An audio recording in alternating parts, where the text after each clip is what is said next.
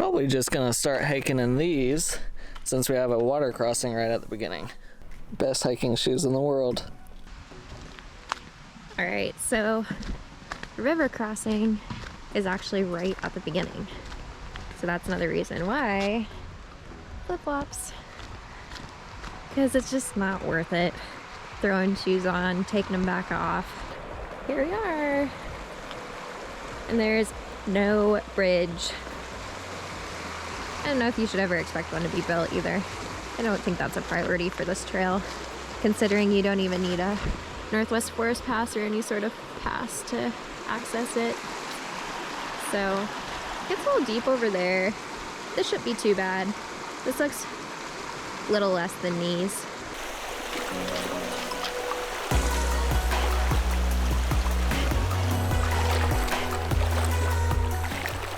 Now that our feet are frickin' freezing and we are waiting for our feet to dry so we can actually put socks on because we forgot stupid towels, we are doing a Little Giant Pass because it is usually very pretty up there during the fall colors, and if the fall colors down here are any indication of what we're going to see up there, it should be pretty nice.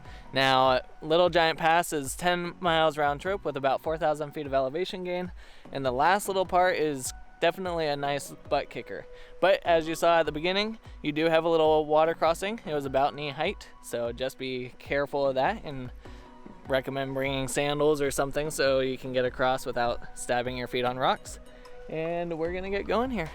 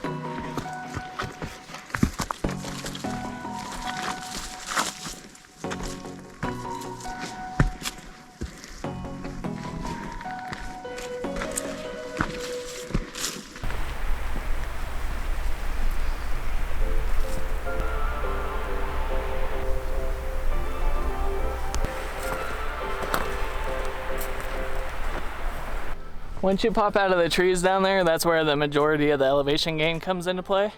And you have about 2,200 feet of climbing over the course of 2 miles. And right now from this rock, once you pop out, you see this big rock face, and you still have about 1,700 feet from here. So still have a decent ways to go to get way up there. But the colors right now are unbelievable. The reds are really popping, so if you're trying to get out here to see the colors, you better hurry up before they dull.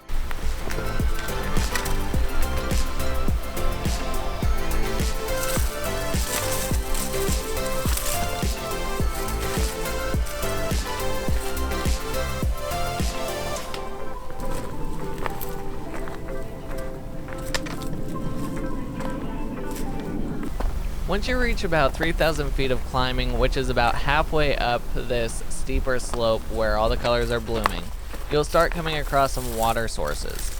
Now, this is a fantastic spot if you brought a filter to fill up your water bottles so that you have extra water on hand. We did not have enough water, so seeing this running water was very helpful for us because we loaded back up and we were ready to climb.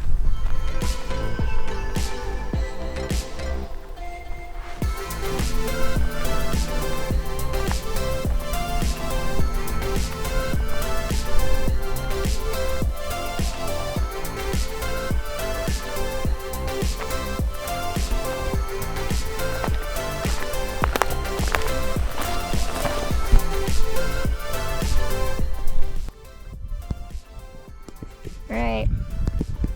We're almost there. Ryan, you ready? Last little bit.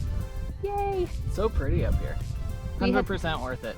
But you have to come in like the next week.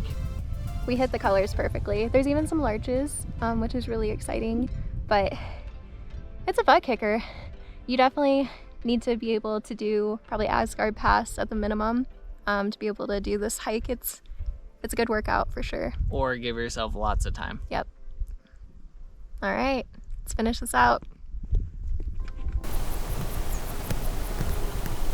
At the top of Little Giant Pass, you have outstanding views, and I believe that's Clark Mountain right there with the big glacier, and then out further in the distance is Glacier Peak. And it kind of looks like the colors are more dull on this side, actually, surprisingly. But I guess there's some campsites down there, and some people like to go down there and camp. But up here, if you get to the top of the pass and you go right, you can get some pretty unobstructed views of the whole range up here. And on a blue sky, sunny day, totally worth it. It's a butt kicker, but it's worth it. What do you think? We made it! It's exciting. Really gorgeous views, and we hit the colors perfectly, so we're super happy about it.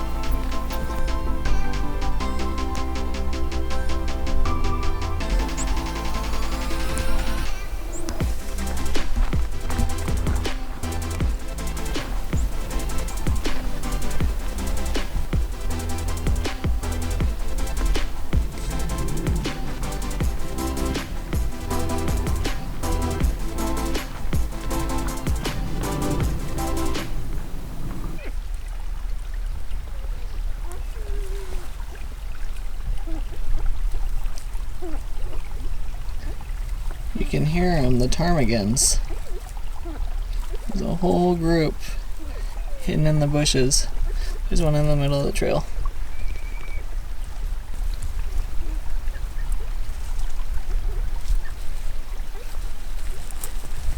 Mom is right back there. She does not seem that happy that we're this close.